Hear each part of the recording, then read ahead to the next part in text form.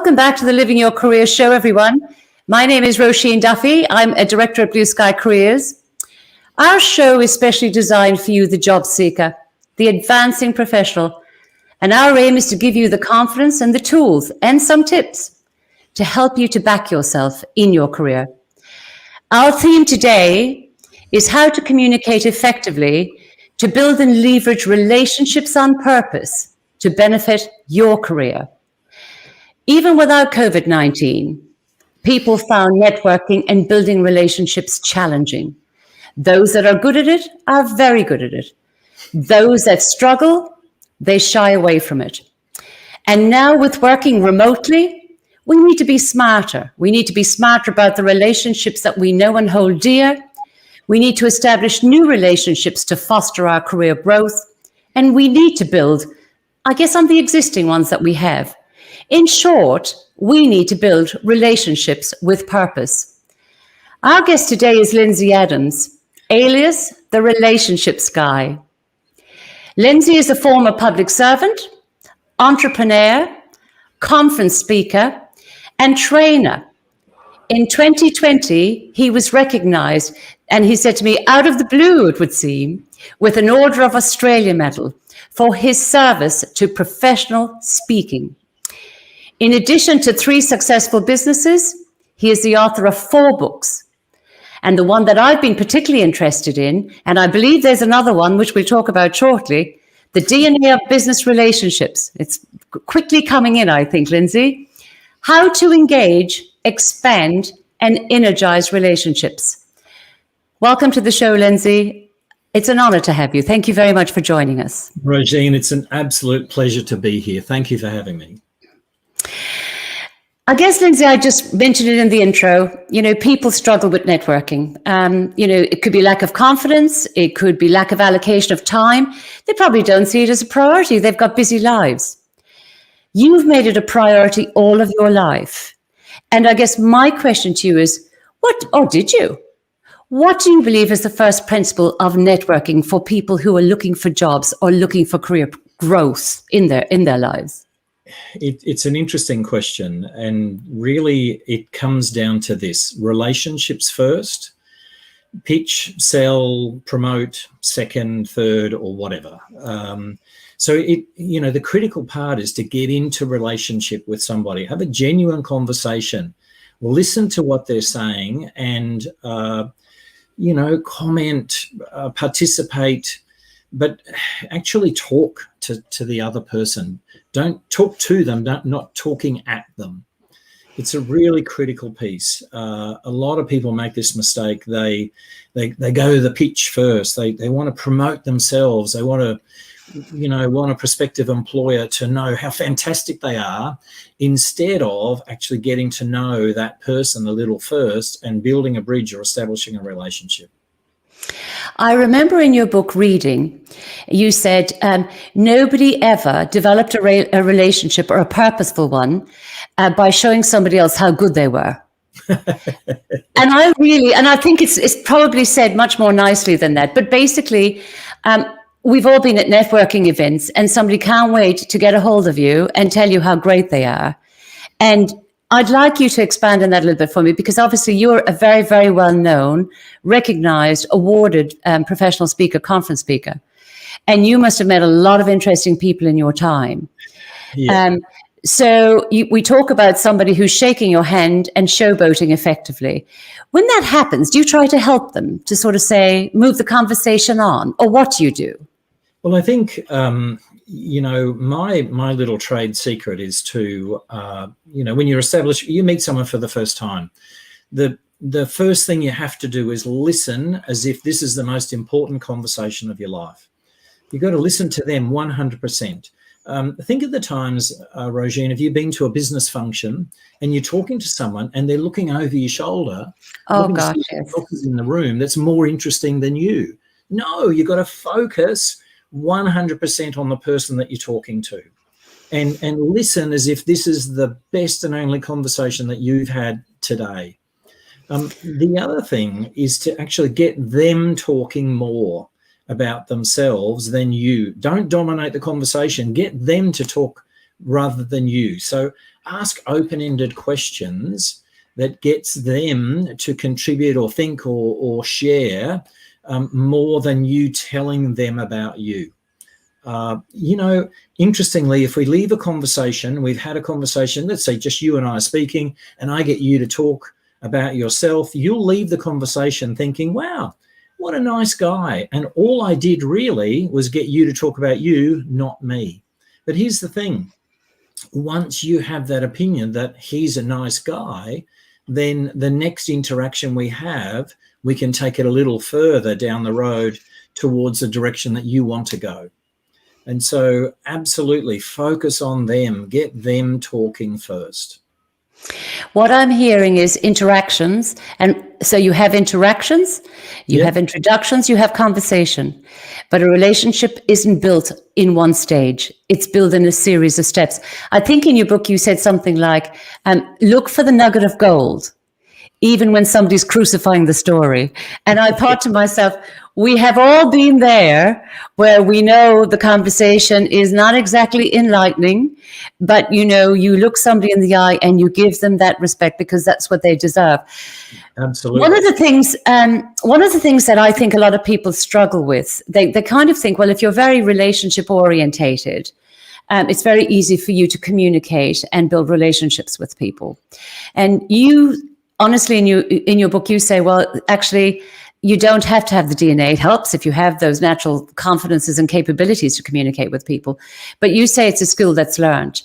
And I think this is very important for people because in this COVID world where there are going to be less jobs or the variety of jobs will be different or how they're designed and companies structure themselves and resource themselves are going to be different. For those that need to engage and build relationships with purpose more, what advice would you give them in terms of perhaps overcoming self-doubt? Because you talk about people that are feeling amateurish, feeling unprofessional. They just don't back themselves if they're having to approach successful people or influential people when it comes to their careers. I was certainly one of those. And as I got older, I think I just got braver. Certainly this show is one of those. You tell me, Lindsay, what would you say to somebody who suffers from self-doubt but needs to mobilize? So I think, start small.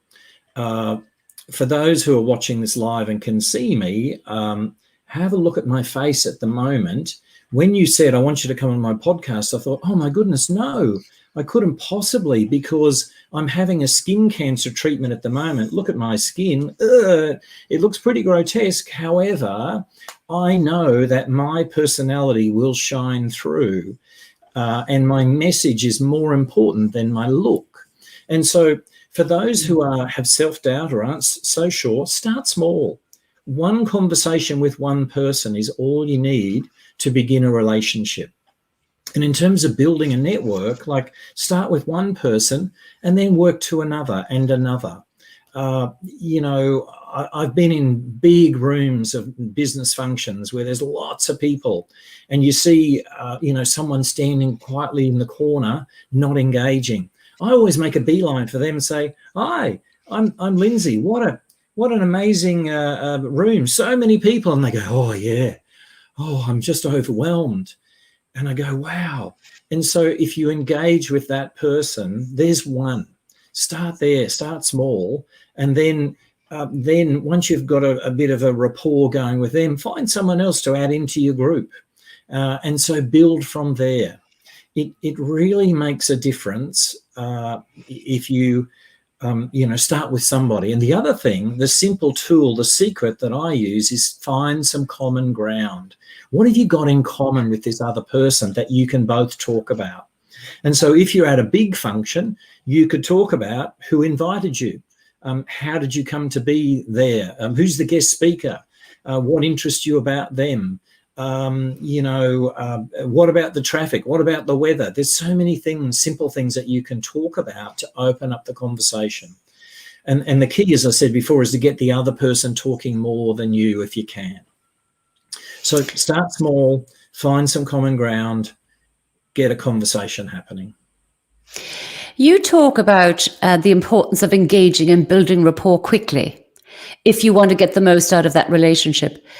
And I'm taking on board everything you're saying about listen more. You know, we have perhaps, as they would say, 2 ears and 1 mouth. Try to find that common ground. Try to think about something in terms of connecting yourself to that individual. I often wonder, though, you know, we talk about finding the right balance between, I guess, what you're sharing, so that at least they get a sense of you, so they can remember you. So what you're saying is we really don't have to say anything about ourselves. We have to say a lot about them in that first meeting. We have to get them talking, knowing themselves and thinking, it's all about you tonight. But come tomorrow or in the next few days, I'm going to follow up. What does that follow up look like? Well, an interesting point. And I think it's critical that every relationship or every conversation that we have, if we follow up in some small way. And so what I do, I've got some little DL, so your typical business size envelope postcards made up. And so if I meet someone interesting at a business event, I'll get their business card usually, and we'll find their contact details, and I'll write them a handwritten note. Dear Roisin, lovely to meet you. Looking forward to seeing you again at the next breakfast. Dear Roisin, lovely to meet you. Here's that book I mentioned. Here's the name of that book I mentioned. Here's that website I was telling you about. A little handwritten note. Now think about this for a second. How many handwritten notes have you received in the last 30 days? Okay, so you know, you may be thinking, well, handwritten notes, oh, that's a bit old-fashioned. Fine, send an email, send a message on LinkedIn, send a Facebook Messenger message, send a WhatsApp message, do whatever works in your world, but follow up, have just a simple reconnection with that person. It's critical and it's powerful. It's kind of interesting because actually I get thank you notes and I guess gifts and bits and bobs when I find people jobs, or when I give them that crucial piece of advice that was the critical linkage to them getting their next job. And it's funny, I have a folder of those thank you notes that I add to every time somebody says, thank you, Roisin. Nowadays, it's the simplest thing in the world, those little cards, those little thank you notes. It's not that hard to make one yourself or to buy one. So many people are so creative and ingenious now. And I can tell you, I treasure them. And since the day I set up this business in 2005, I keep those as my keepsakes, my little treasures, because it reminds me that I make a difference in my work, which is very important to me. You talk about, let's talk about social media, because I was going to say to you, has social media made you change your style? And you're saying really what it's doing, it's allowing you greater license, greater access, greater accessibility and speed to say thank you, and I enjoyed meeting you. But the traditional note should never be disrespected, because that is the personalized way of doing business. Yes, but yeah. I'm sorry, I interrupted. No, please. I think the most powerful is the handwritten note. You know, I know with my little postcards, I've got a really interesting picture and a saying on them, a slogan. And so I go around to my clients' offices and I see them pinned up on their wall beside their desk. They don't want to throw them away. You keep yours in a folder. What a wonderful collection you must have. But I think the handwritten note's the most powerful. But social media allows us to be so much more instantaneous and spontaneous. And I love the fact that we can do that. And I often will send a message along with a GIF, you know, some sort of picture, or I might actually take a selfie of the 2 or the 3 of us in conversation and send that photo. There are some really nifty online tools that you can use now where you can actually create, add your own picture and create a calling card, and it'll be sent out on your behalf. There's one organisation, I don't subscribe to this one, but it's called Send Out Cards. It's very, very popular. It's a bit of a multi-level thing, but very, very popular and very powerful in terms of getting your message out. But and there are others. There's lots of them online. But I use Facebook a lot, Facebook Messenger. I use Instagram for photos, and I add a little text on the bottom and send it as a direct message to someone. It just depends what's appropriate, and it's a bit about figuring out what works for the person that you've been talking to. What's their favorite place to be? That's where I'm going to aim to send the message. One of my buddies, you would exchange business cards, and he'd say, "Oh, would you have a second card?" And of course, you always got a second card, and he wouldn't explain why. But 7 days later, I received both of my business cards laminated and made into luggage tags for my suitcase when I travel. What a clever thing to do. So you're talking about the little tools and tactics of how you deepen a relationship and personalize that relationship. Those cards that came through to me and come through to me, I look for the words. I don't care if it's a Christmas card. I don't care if it's a birthday card. I don't care if it's a thank you card. I don't care if it's a note that comes through Facebook or a personal message on LinkedIn. But you can tell when a relationship is respectful, appreciative, humble, all of those sort of feelings just from those words. And I think it's something that people should really think about in terms of how they deepen and leverage their relationships. That it's not just that one-sided thing. One of the things I wanted to talk to you about was social media makes us travel in numbers. Sometimes I feel like we skirt the ground, and I wonder where the quality is in the relationship sometimes. I got an invite last week from somebody in Singapore, and I'm thinking, yes, when we build a Living Your Career program, which is happening now, we may well be going to Singapore. But the reality is that I thought, how am I going to give time and attention to that relationship right now? What does it mean to me? And you said the more relationships or contexts you have, the better to develop into relationships. But it's actually how you activate them that's important. So you have a framework that's called the 4 Key Framework. And I was telling you this morning, even myself and Jeanette and others who you know, we actually put that to the test between ourselves, and we felt a bit short. So for the sake of our audience today, can you tell people about your 4 Key Framework and what it means and how it could be useful for them? Absolutely. It's actually the key 4. And the key 4 is the key to unlocking more business or more connections, or maybe that new job that you're searching for. And, for our listeners, I want you to picture your hand. For those who are watching, here's my hand. You're the thumb on your hand, and the other 4 fingers are your key 4 network. The palm of your hand is your target market, or maybe it's the job that you want. And so who do you know in your network that would form or become a member of your key 4? And so in a business context, it could be something like this. So I speak about business relationships, and I have 4 buddies. One speaks on leadership, one speaks on teams, the other on sales, the other on communication. We don't compete with each other, and we can all work for the same target market, the same shared client. And so if I'm meeting someone at a business function, I'm thinking about, could I work with them?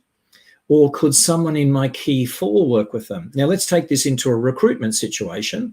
I'm talking with someone I meet who may be a prospective employer, and maybe there could be a job for me there, or maybe could be a job there for someone else in my key 4 group.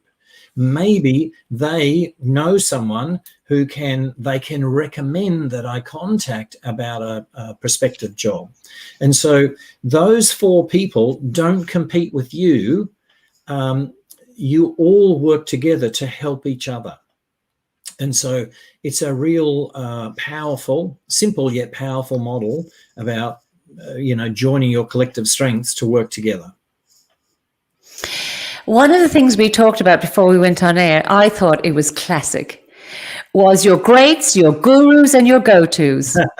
Yeah. And I think for anybody listening, I'm going to get you to explain why these three categorizations of your nearest and dearest and influential and sponsors and allies. We talk about people who sponsor us. We talk about people who have our back. We talk about people who will reference us tomorrow. We talk about people who think the world of us. But we have never, ever categorized what that looks like. And you have greats, gurus, and go-tos. Yeah. So in terms of building and networking, folks, listen carefully to this because I think it's classic. So, it's about thinking about who's in your network. And so here's my challenge to you. Get out your phone now and start scrolling through, and you can allocate one of these categories to everybody that's in your contact database, in your phone, in your contact list. So the greats, the gurus, and the go-tos. The greats are, and these are all people in your network. So greats are those people who are legends in the industry, in your industry, who that you know and look up to, aspire, who you may ask questions of, and they're there, they're around you. The gurus are simply that. They are the gurus who know lots of things, lots of people, lots of connections, and they can give you great information because they're well-connected people, and they've been there, done that. And oftentimes they're people who are a little perhaps above you in the career progression stakes, and so they know a little more than you. They're more well-connected. And then the go-tos are the people who you can go to connect you with the people that you need to meet, that you need to learn from, that you want to draw information from, that you want to connect with, to get that job, that career, that whatever. And so, of course, I go into a lot more detail in the book, but, if we think about it, if you start to classify your network, then when you face a problem or a challenge next, you can think about, well, who am I going to go to ask or to get support on this one? Will it be a great? Will it be a guru? Or will it be a go-to? And then if you've graded these people, you've got a little tag by their name, then it makes it so much easier, so much quicker. So again, simple, powerful concept. But test yourself, challenge yourself, look through your phone, look through your contacts. Sometimes I think our CRMs are so wide that have we ever actually taken the time to have a little look at them and say, who have I not been in touch with? Who can I have a mutual relationship? Who can I support and can support me in turn? I think, sometimes the technology is separating us from the relationship, and we need to think about how we can partner them more effectively together. I'm going to interrupt. I've got my phone in my hand here, and it's on silent. But I challenge everyone who's listening right now: pick up your phone and go to your contact list and start scrolling. I guarantee that you will see names there of people that you have forgotten you knew or you're even connected with. And so, how often do we actually connect to those people? How often do we let them know that we're alive or say hello? And so it's a really, again, there's a lot of, we all know a lot of people. In fact, social scientists tell us that we usually know around 200. I don't know about you, but I got about 2,000 connections in my phone, and way more on my LinkedIn connection list. So we all know lots of people, but how often are we in touch with those people? And so that's another real, good relationship tip. Stay in touch. Find the opportunity to connect or reconnect.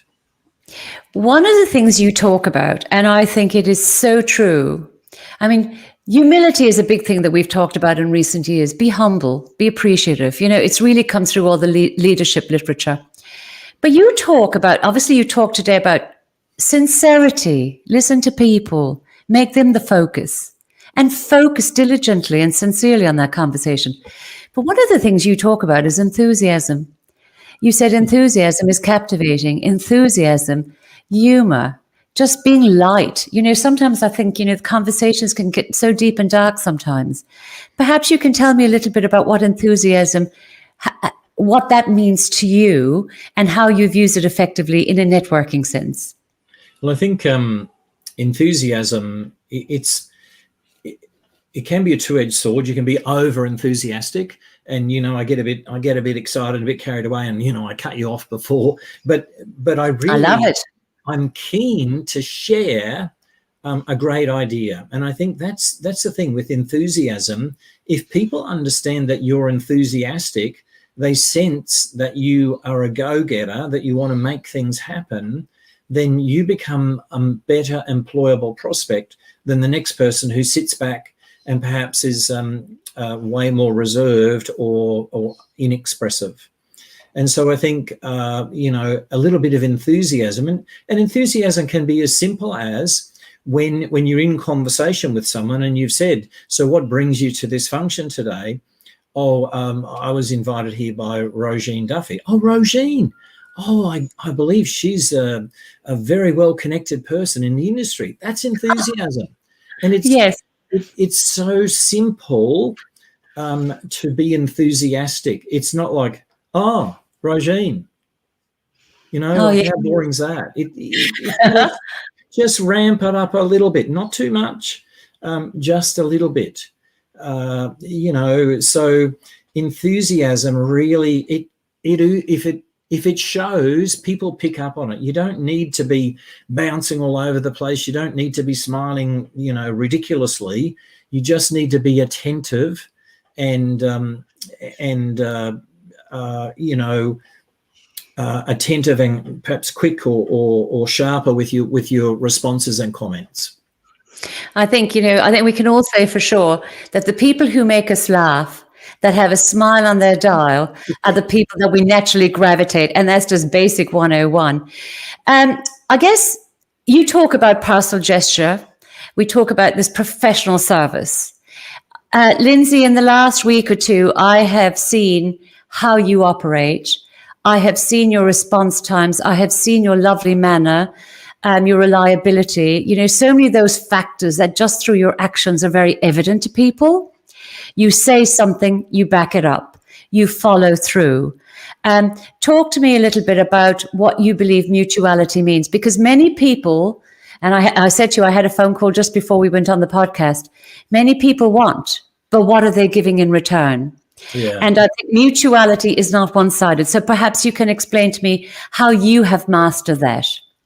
So in my book, I wrote about a thing called the PS. And the PS is a small act of positive service. And I'm a great believer in serving others. And in fact, one of the reasons I received the Order of Australia Medal was for my service to the professional speaking industry in Australia and internationally. And so how do you do that? Well, it can be really simple, a small act of positive service. So, and I'll give you a silly example, but it blows me away every time I think about this. I was at a conference in America, a couple of thousand people in the event. It's lunchtime, so you can imagine the buffet. There was people everywhere, big queues at the buffet. I got to the head of the queue, and at the end of the table, there's a big pile of plates and knives and forks. I took a plate and a knife and fork pack, and I turned around to the guy behind me, and I read his name tag. It said, "Hello, John, I'm Lindsay. There's a plate." And he went, "What? Well, thank you, Lindsay." And then we went down the buffet line, filled our plates, sat together over lunch, and had the most energizing and amazing conversation. That man has become my second best friend for life. I have an open invitation to stay in his house next time I travel to America, by simply creating a small act of service. So it's that mutuality. It's about, don't think about yourself, think about others. What small act of service could I perform for someone else that would help them in some small way? Now, did I give him the plate thinking I need somewhere to stay next time I come to America? I don't want to pay for a hotel. Who's it going to be? No, I simply gave the guy a plate. And there are so many other, examples I can think of. I was in a hotel in Singapore, a Holiday Inn. I was running a 2-day training program. It's day one. I'm there early. I've set up my room. I had time to kill. And I'm standing at the doorway to my room, and I see this woman, an African-American woman, come through the door.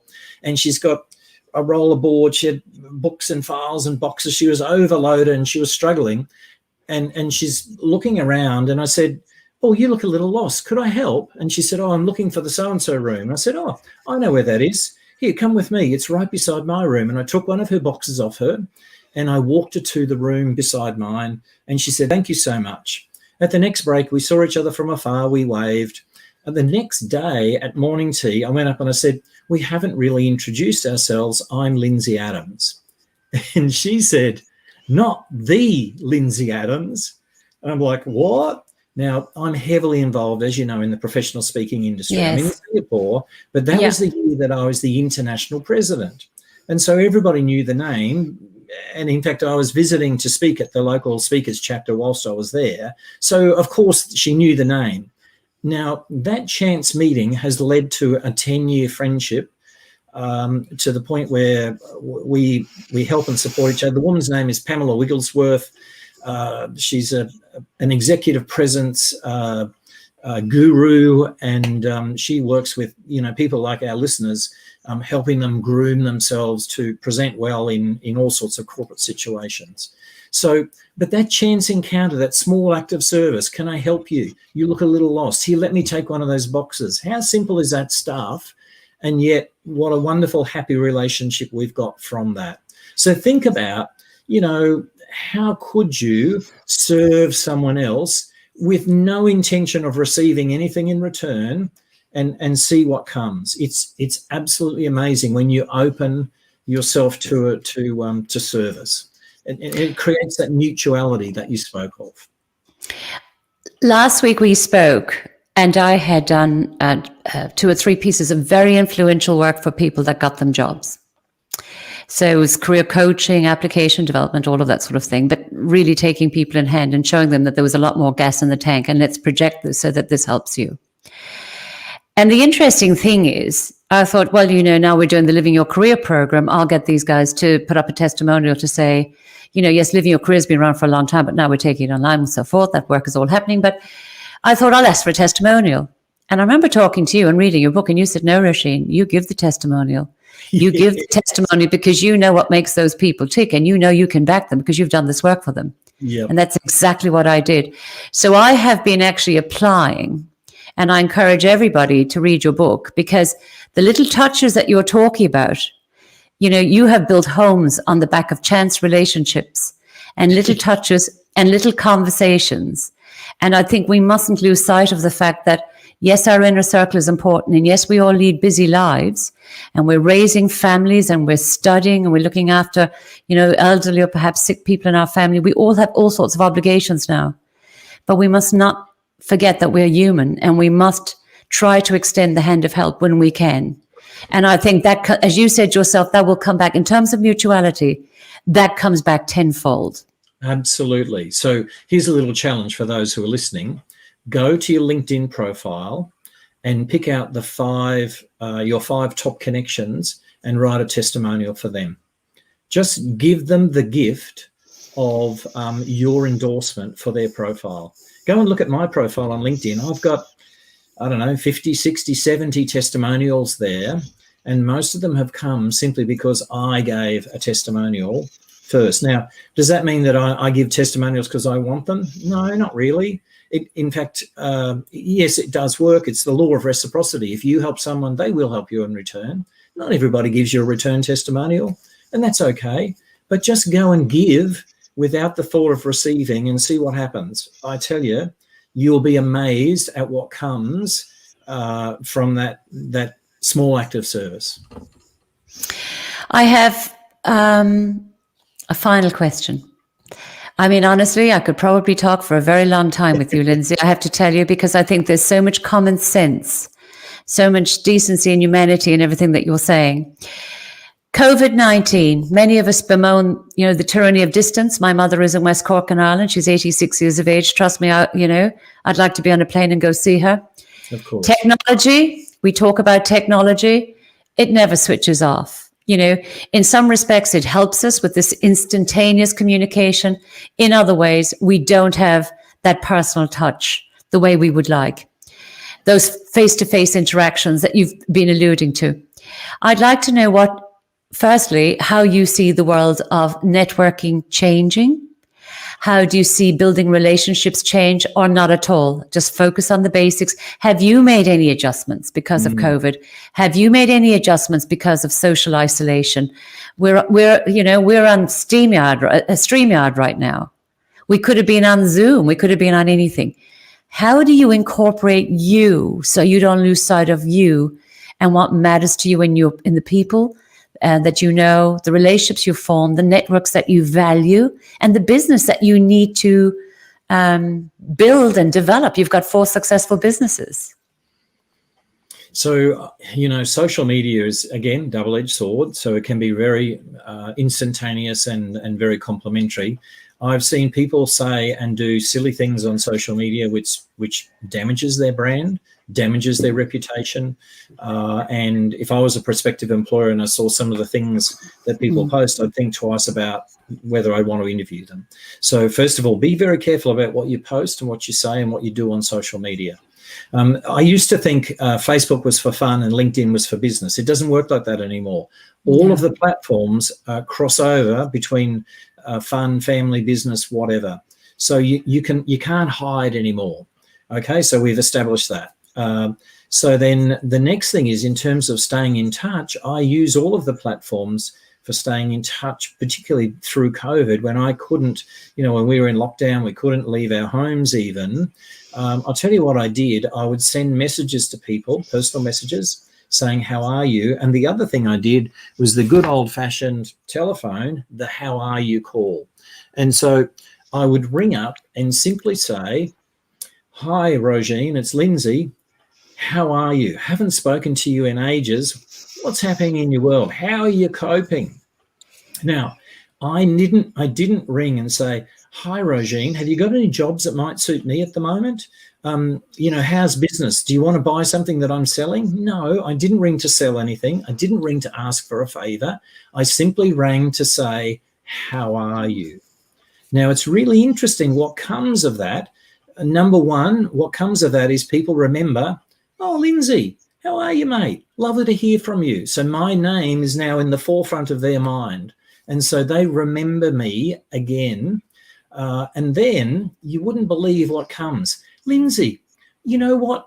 There was a job. I was talking to someone just yesterday. I've got a fantastic opportunity which might suit you. I've got a wonderful opportunity. I'd love to connect you with someone who's looking for, they're looking for a great conference speaker. Maybe you're the guy. I'll connect you to them. Or maybe the conversation just goes, well, being locked down, it's a packet of pulp and gee whiz, I'm not very happy about it. It doesn't matter whether you get an opportunity or not. It's simply keep in touch and show them that you're a real person and that you're interested in the relationship first and other stuff second. And again, it really cements you as being a worthwhile person to have in their network. And down the track, at some stage, when an opportunity comes, they will remember you 10 times more than anyone else who hasn't spoken to them or hasn't connected with them. So a how are you call can be by phone, can be on Messenger, can be on email. Me personally, I love that. I love the phone connection, actually having a voice. I had a call this morning from New Zealand. I was catching up with one of my buddies over there. Just a simple how are you call. We spent 5 minutes catching up, swapping, what are you doing? What are you doing? And that was it. So think about that. How can you leverage on these platforms to stay in touch and remind people that you're out there and that you are a valuable asset in their network?